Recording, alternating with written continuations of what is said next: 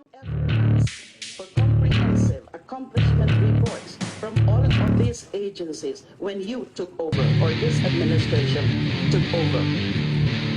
Ayoko lang, honestly, hindi po ako humingi. Dahil that is beyond my concern already.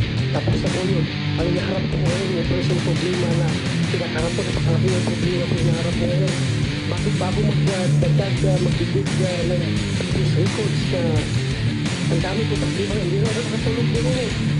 Kaya 2 hours lang po, tulog ko, 4 hours dahil sa problema ng droga. And yung mag-imbestiga ko sa nangyari before. Anyway, sabi ko lang po ito na ganito po. Dahil that's coming from the one in the ground. Yung may pulis na sa baba.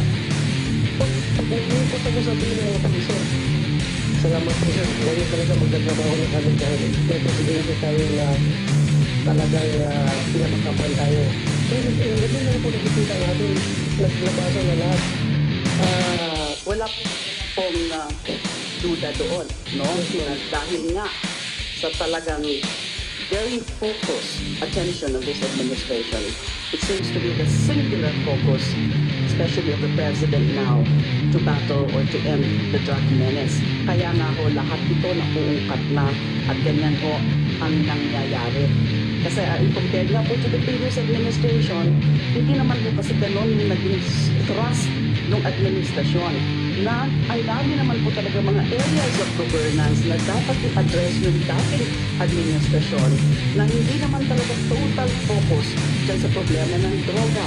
Pero hindi naman po siguro pwede sabihin na nagpabaya o walang ginawa yung dating administrasyon. Hindi mo ba? I agree with you. Marami po tayong ginawa yun. Kasi ngayon, sa singular focus nga ho, sa sobra talaga na passionate na pagtrabaho ninyo at kasama po ang Pangulo, ay ganyan na nga po ang nangyayari na marami na tayong naaalungkat, marami na tayong nahuhuli, may mga namamatay, but that is another matter. And the difference lang po kasi with the previous administration, ganun nga po, wala kayong nangyayaring patayan noon na ganyan araw-araw. Wala rin po yung mga naming and shaming na yan ng dating administrasyon. Yun po ang malaki siguro na diferensya. Pero ang susunod na itatanong pa rin, I have to answer it now, it is a food for thought. Tama po ba yung approach na yan o yung strategy na yan, yung violent, the so-called violent war against drugs? Pag-uusapan po natin yan sa Lunes. Na-receive nyo na po ba yung notice nyo? Yes, sir.